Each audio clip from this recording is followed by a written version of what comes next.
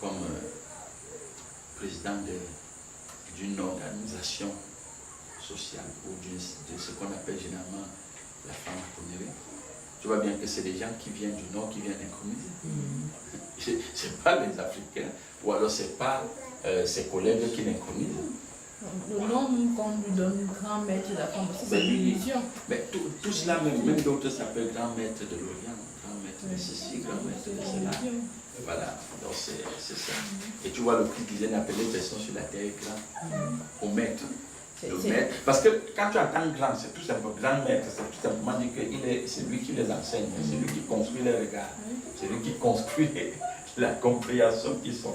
C'est ce que ça veut dire. Bon, de toutes les façons, grand par rapport à la masse. Grand par rapport à la, voilà un très bel exemple. C'est grand par rapport à la masse. Il n'est pas grand par rapport à celui qui l'intronisé. Il n'est pas grand par rapport à l'univers. Il est grand par rapport à ce qu'on a bien circoncis et qu'on a construit comme produit sociétal. Donc il est grand par rapport à eux. Est-ce que tu vois? Même au niveau des nations, ça se voit. Quand on dit une nation est plus puissante que l'autre, c'est par rapport aux nations qu'on a circoncis et dont le regard qui est construit là, c'est un regard binaire. Est-ce que tu vois un peu? Qui manque par exemple la bombe atomique, qui n'a pas par exemple le sous-marin, quoi, je ne sais pas moi quoi, qui n'a pas les dernières technologies de pointe. Tu es grand par rapport à lui, hein, mais tu n'es pas grand par rapport à la conscience cosmique. Mais non. À l'époque, quand on présentait, quand tu vois la Bible, la manière dont la Bible présente le démon, est-ce que le démon a peur de la bombe atomique? Mais puisque c'est lui qui te donne l'intelligence pour faire la bombe atomique. Est-ce que tu vois? Mais tiens-toi devant quelqu'un qui est la fonction visible, le prolongement de l'univers d'une façon consciente. Tu dis même que tu es la bombe atomique, il va dire, mais c'est moi qui t'ai dit ce que c'est que la bombe atomique. Est-ce que tu comprends? Et ça, tu ne lui fais pas peur. Tu ne lui fais pas peur. C'est comme si quelqu'un rencontre l'homme, le Messie, lui dit, mais tu sais, j'ai la bombe atomique. Tu vois? Mais il va te dire que mais ça, c'est un langage d'enfant. Est-ce que tu comprends? C'est ça. Et c'est la raison pour laquelle quand tu vois certains films que Hollywood fait, quand tu présentes des films comme par exemple X-Men, tu vois Gupta qui est dans X-Men, tu vois bien qu'il pénètre à la présidence, la Maison Blanche. Personne ne le voit entrer. Il déstabilisait toute la sécurité américaine. Je dis dans le film. Et il parle au président. Et personne ne l'arrête. Donc on veut te montrer tout simplement que, parce que quand tu Gupta que tu vois là, c'est une conscience. Hein? C'est-à-dire que c'est une portion de l'univers qui est vraiment outillée, qui est construite par rapport à l'univers. On prend la vision de l'univers. Alors, et tu vois que quand on te le présente, on veut te montrer un degré de compréhension qui ne peut pas être arrêté par vos caméras, il ne peut pas être vu sur le champ de la caméra. La caméra ne peut pas balayer sa caméra. L'âme ne peut pas, une balle ne peut pas le toucher. Pourquoi? Parce que tout ce que tu vois, caméra, balle, physique, c'est de l'univers. Mais à un degré aussi très limité. C'est l'univers. Donc, quand tu as affaire à l'univers à un niveau avancé, mais tous les autres petits composantes là, mais sont rien devant lui. C'est de ça qu'il est question. C'est comme ça que ça fonctionne. Donc, il faut davantage plutôt se préoccuper de sa construction identitaire que de se préoccuper de toutes les composantes, de comment amasser les composantes de l'univers. Ça veut dire que les êtres humains ne sont que des programmes où on met les logiciels à l'intérieur. Mais bien sûr. Tu te réveilles un matin, tu te dis que tu es nommé ministre. Ben oui.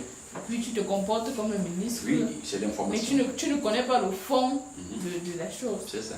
C'est de l'information. Oui, c'est parce que le sujet cosmique est un être construit à partir lui-même de l'information. Oui. Ce qui lui fait bouger, c'est l'information. Donc il faut lui donner l'information. Il se nourrit de l'information. Il faut lui donner l'information pour qu'il fonctionne, pour qu'il bouge, pour qu'il se mette en mouvement. Sans information, il ne peut pas. Et quand on te donne l'information, si on te dit tu es pygmée, tu te comportes comme un pygmée. Même si tu as 2 mètres de hauteur, tu commences à te comporter comme un pygmée. Parce que si on avait dit, par exemple au Cameroun, que c'est les gens de l'Ouest, du Sud et du Centre qui sont les pygmées, Et ils vont se comporter comme Mais des j'ai vu au défilé comment les pygmées, quand ils sont passés, tout le monde riait parce que... Voilà, tu comprends, on rit parce que, tu vois, même la marche, la démarche, tu comprends bien que ce n'est pas des choses auxquelles ils sont habitués.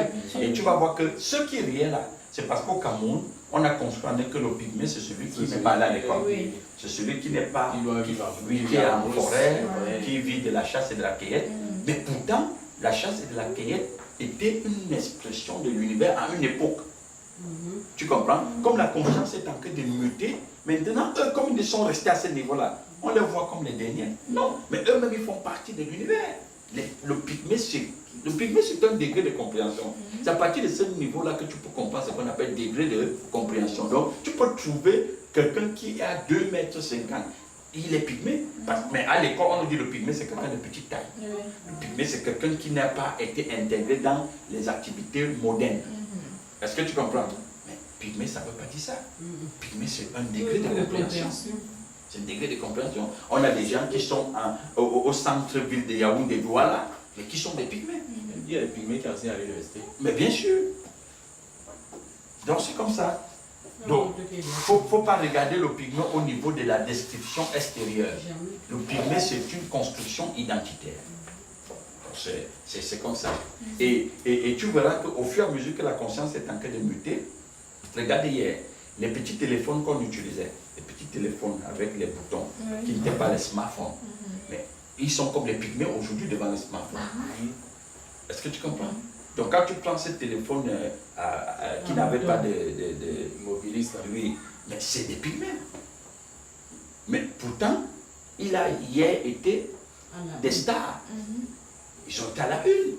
Ils ont été ceux qu'on appréciait. Est-ce que tu vois? Et tu vois aujourd'hui, on te dit bien smartphone. Smart en anglais.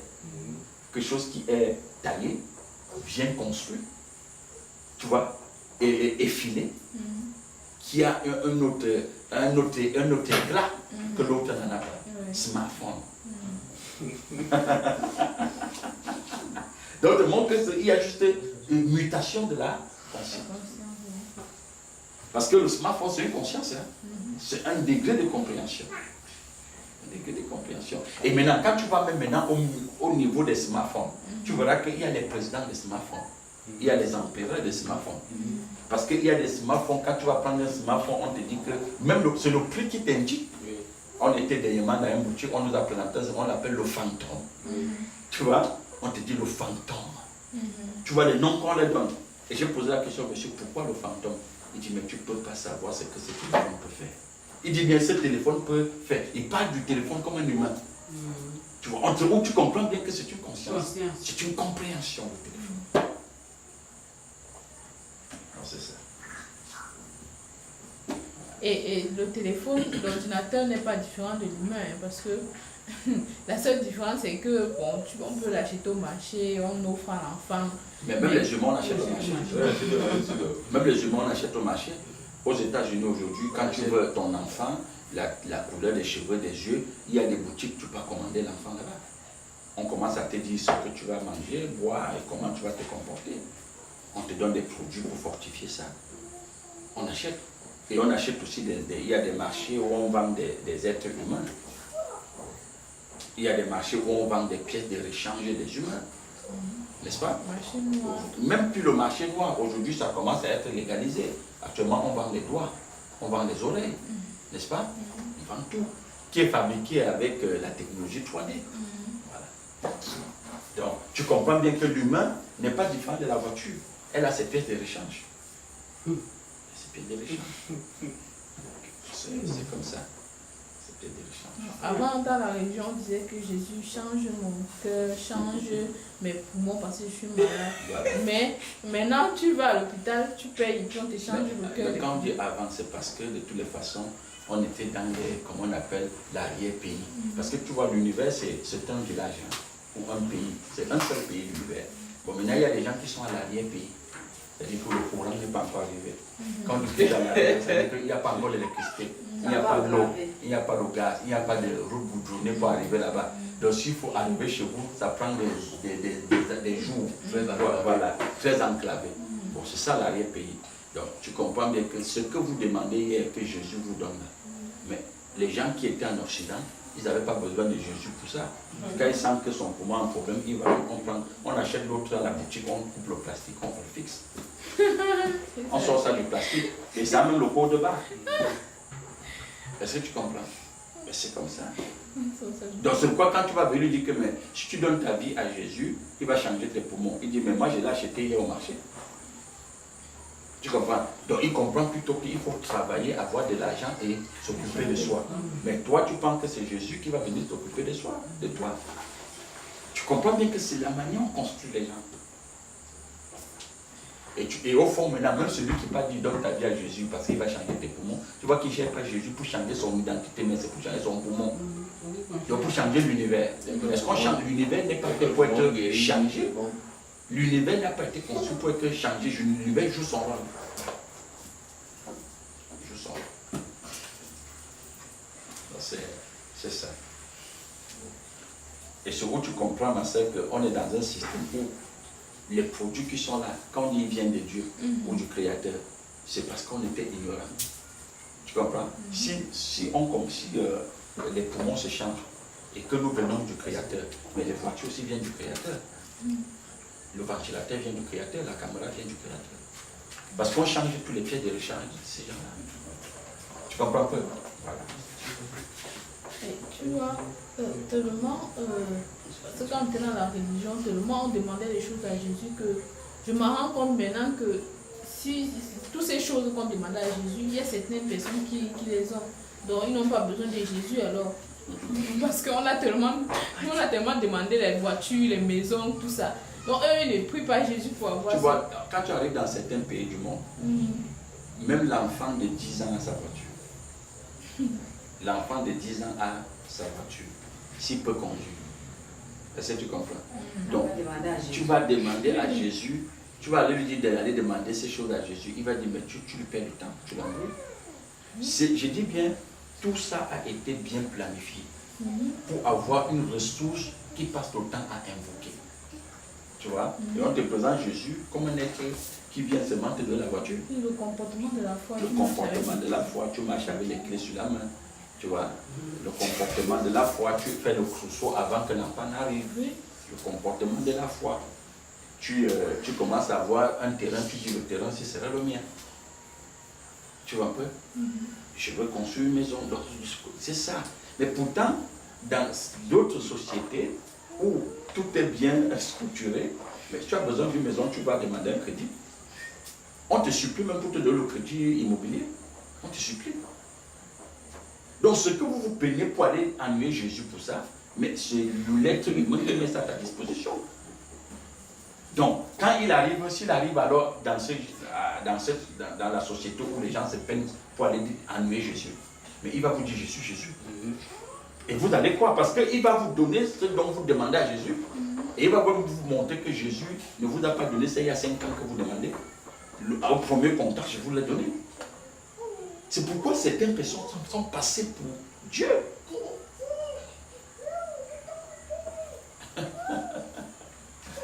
C'est un problème de construction.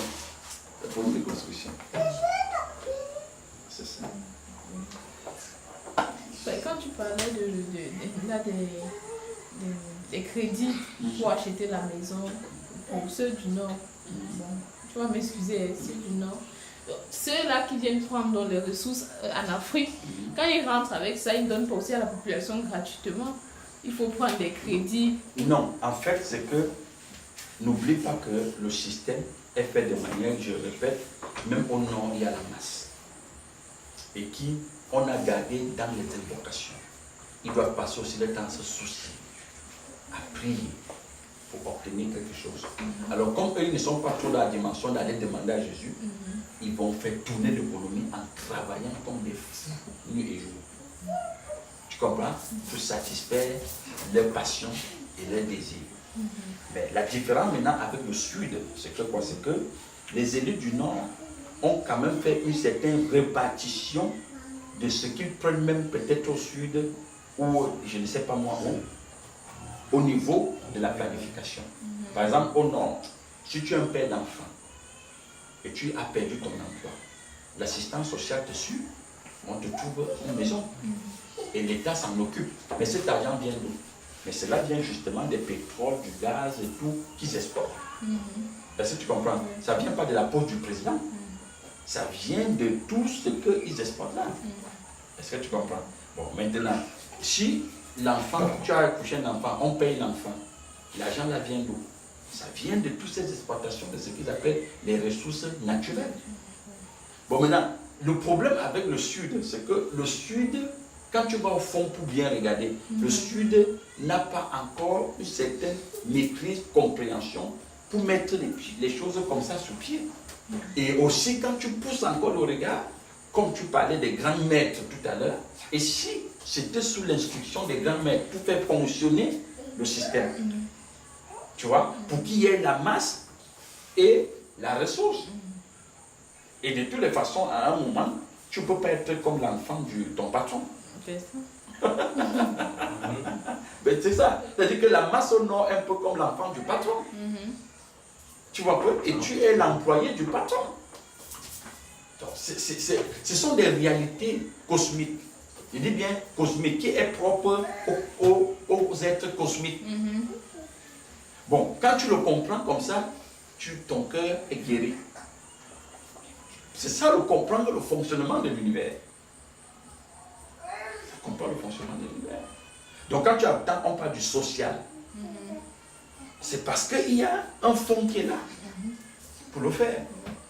Pour le faire. Et tu vois, même aujourd'hui, progressivement, c'est en train d'entrer dans ce... Dernièrement, au Cameroun, on a dit l'éducation, je pense, de base est devenue gratuite, non? Voilà. Mais gratuit là, on comprend bien ce que ça veut dire.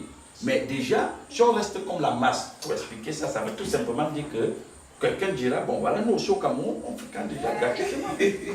N'est-ce pas? C'est bien. Mais quand tu vois ce que veut dire gratuit, que ce soit au sud ou au nord, ce n'est pas parce que c'est pour vous qu'on fait que c'est gratuit. Non, c'est parce que ceux qui le font savent bien que vous êtes les produits. Et on doit construire en vous des programmes qui seront utiles pour la société demain. Mais pourquoi vous faites payer ces programmes? C'est pourquoi il y a des programmes aujourd'hui qu'on paye et d'autres qu'on ne paye pas. Tu vois un peu? Et comme c'est la base, l'éducation primaire c'est la base. Mais ne demandez pas qu'on commence à la base qu'ils payent. Construisons-le d'abord la base. Donnons-le ce qu'on appelle en informatique le basique. Hein? Les basiques, les premiers repères, gratuitement. Voilà. Et quand ils seront à un niveau, qu'eux-mêmes vont prendre goût, on leur demande un peu de payer. Le programme. Ils ne pourront plus refuser. Ils ne pourront plus refuser parce qu'il y aura dans la base construite à l'intérieur. Bon, maintenant, dans certains pays où la compréhension est du cosmique est avancée, même quand tu atteins un niveau, tu ne payes plus.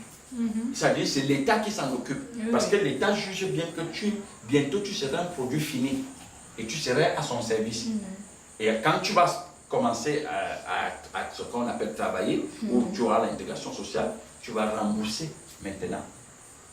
Tu vois, petit à petit. En Angleterre, par exemple, tu peux être à l'université, c'est l'État qui paie ton école, c'est comme un crédit. Mais quand tu vas sortir, tu vas travailler et puis on va débiter ça petit à petit. C'est comme ça.